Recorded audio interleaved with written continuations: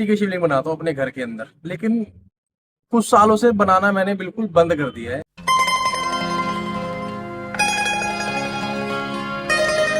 Hello guys, welcome to my new blog. हर हर Mahadev and good morning. भाई आज है शिवरात्रि, सबको पता ही है, और जगह जगह आज घरों में, मंदिरों में, सब जगह आज बाबा की पूजा हो रही है। बाबा बिल्कुल ऐसे दूल्हे की तरह सजे पड़े हैं जगह जगह।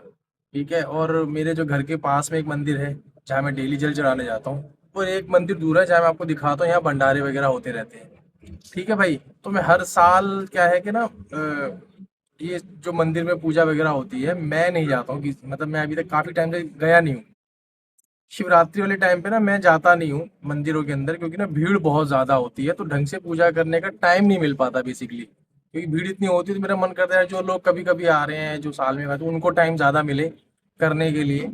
ठीक है ना, तो हम क्या है, मेरे को टाइम लगता है करने के लिए, क्योंकि मैं कुछ पाठ वगैरह करता हूँ या चीजें करता हूँ, स्तोत्र पढ़ता हूँ, तो इसका में टाइम ज्यादा लग जाता है। तो फिर क्या है, वहाँ जल्दी जल्दी उठना पड़ता है। दिमाग ना पूरा वहां लगा होता है, यार और भी लोग खड़े हैं, और भी लोग खड़े हैं, जल्दी कर ले, तो फिर उसमें मजा नहीं आता। तो मैं हर साल करता क्या हूँ कि ना मैं ना मिट्टी की शिवलिंग बनाता हूँ अपने घर के अंदर, लेकिन कुछ सालों से बनाना मैंने बिल्कुल बंद कर दिया है। क्योंकि ना उसके पीछे कारण है यार, कि ना कि जैसे शास्त्रों में लिखा है कि यार शिवलिंग घर में नहीं रखते, या फलाना ठिकाना, ये सब चीजें, बहुत सारी चीजें लिखी हुई हैं। क्योंकि ना उन सब चीजों के लिए एक अलग से वीडियो बनाई जाए ना तो ज्यादा बेहतर है समझाने के लिए।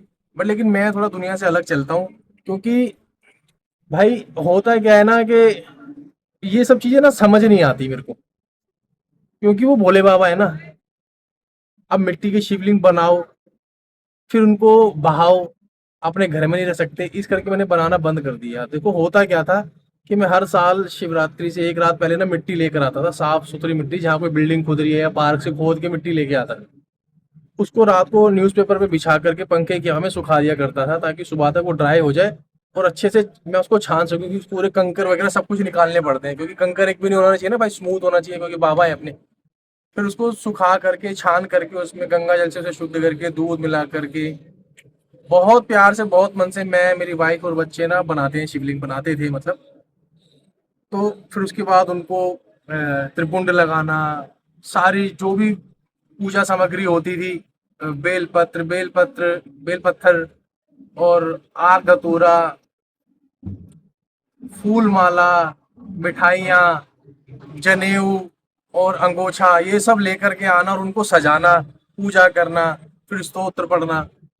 भाई इतना मन से हम लोग करते थे, पर लेकिन शाम को वो टाइम आता था जो तकलीफ देता था, या भोले बाबा को विसर्जित करना है या उनको घर से बाहर करना है। यार ये बड़ा ना, मतलब बहुत दुखदाई चीज है, बहुत ही दुखदाई, कि यार कैसे, मतलब लोगों की ना, अब यार मैं नाम नहीं लूंगा लोगों ने, लेकिन ये जो पूजा कराते हैं लोग, इन्होंने क्या है कि एक अलग सी धारणा बना दी है ना बाबा को लेकर के, कि भाई बाबा को घर में नहीं रखना चाहिए, पूजा करने का विसर्जित कर देना चाहिए। यार वो भोले बाबा है या फिर मतलब कोई भूत है, प्रेत है, क्या है? लोगों ने ऐसी ऐसी सोच बना रखी है उनके बारे में।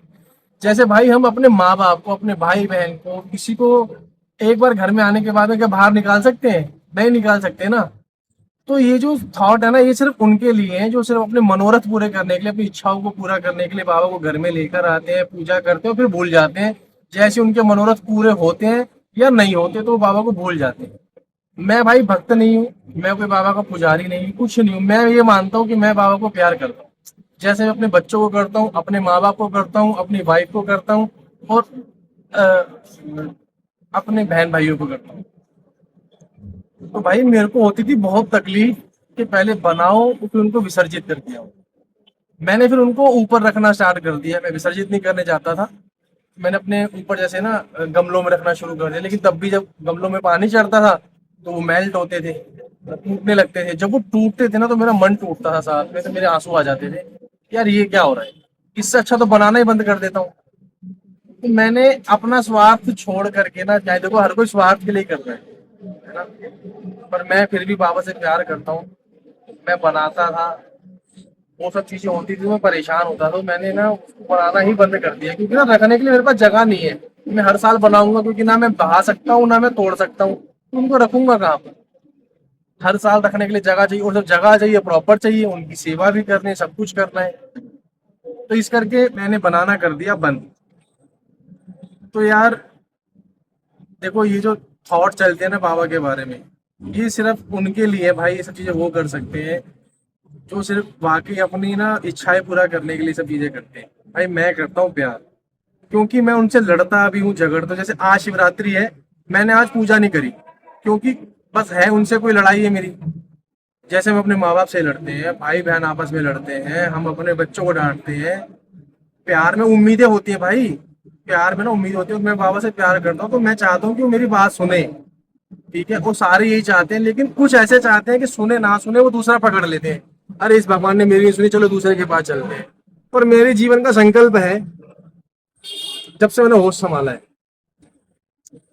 चाहे कितना स्ट्रगल लाइफ में रहा या है या आगे रहेगा, मैंने बस यही सोचा हुआ है कि कभी ना कहीं और नहीं जाना। दर्शन करने भले चला जाऊं कहीं देखने के लिए कि क्या है, बट लेकिन मांगूंगा किसी नहीं, मांगूंगा सिर्फ भोले बाबा से कि बनेगी तो इनसे बनेगी और बिगड़ेगी भी तो इनसे ही बनेगी। मेरी जिद है कि अगर जब मैं बचपन से तुम्हारा नाम ले रहा हूँ तो मैं ही मेरी जिंदगी ठीक भी करनी होगी, है ना।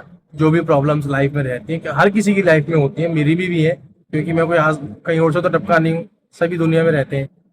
तो इस करके जिद है मेरी, मैं उनको अब वो मेरी जिंदगी चाहे नर्क हो जाए, बद से बदतर हो जाए, मैं भोले बाबा को छोड़ के कहीं नहीं जाने वाला।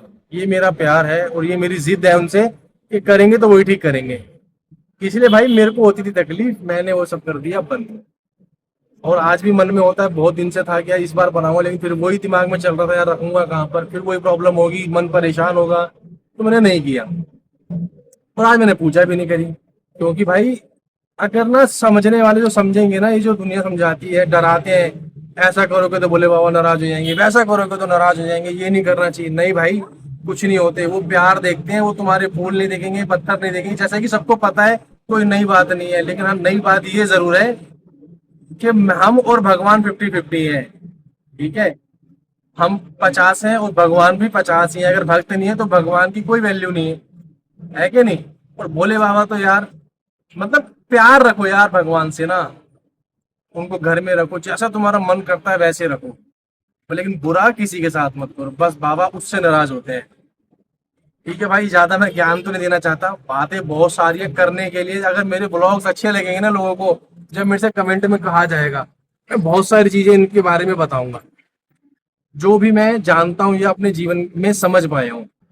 क्योंकि भगवान और भक्त का रिलेशन ना, उससे सुंदर रिलेशन ना कुछ हो नहीं सकता जीवन के अंदर, कुछ भी नहीं हो सकता। इंसानी रिलेशन तो है ही नहीं। ठीक है, अब भगवान तुम्हारी कोई इच्छा पूरी करे या ना करे, सिर्फ एक ही को पकड़ो। जैसे तुम जीवन में अपने माँ बाप को ही माँ बाप बोल सकते हो ना, किसी और को नहीं बोल सकते। तुम बस ये कहते हाँ यार मेरे माँ बाप के जैसा है, उनके जैसा वो है, लेकिन माँ बाप नहीं है। इसलिए बाप और माँ एक ही होना चाहिए। दर दर मत भटको कि आज यहाँ का ट्रेंड चल गया तो वहां भाग गए, वहां का ट्रेंड चल गया तो वहां भाग गए। भाई अभी तो फिलहाल एक ज्ञान जो है मैं यही खत्म करता हूँ। मेरी किसी की भावनाओं का हाथ नहीं करना, मैं अपने जीवन का एक्सपीरियंस और अपनी सोच बता रहा हूँ।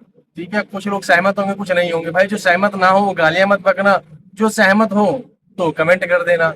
और कुछ और भी जानना चाहूँ, क्योंकि मैंने अपने जो चीजें सीखी हैं समझी है ना, वो मैं चाहता हूँ एक्सपीरियंस मैं अपना शेयर करूँ इन वीडियोस के थ्रू, ब्लॉग्स के थ्रू, बाबा के बारे में। तो फिलहाल भाई चलते हैं शिव चौक पर, जो मेरे घर के पास में आपको बता रहा हूँ बड़ा मंदिर है। वहाँ बहुत भीड़ हो रखी है, भंडारे चल रहे हैं, और अभी शायद बारात भी आने वाली है जो बाबा की निकलती है। आपको शायद साउंड आ रहा होगा, ढोल वोल वगैरह का बज रहा है पीछे।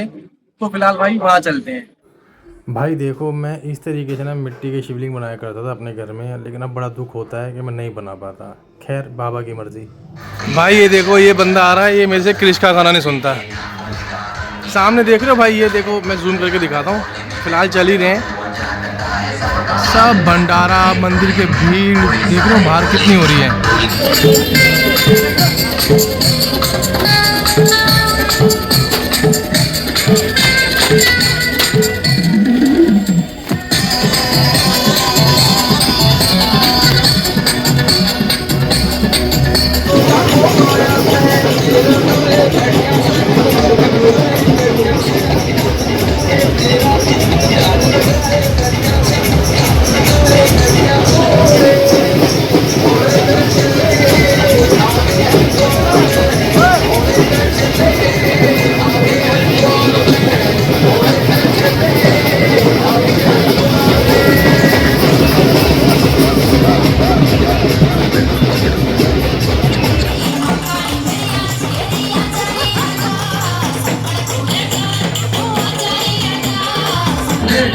भाई हमारे यहाँ देखो भांग बना रहे हैं दोस्त मेरे सारे मिलके।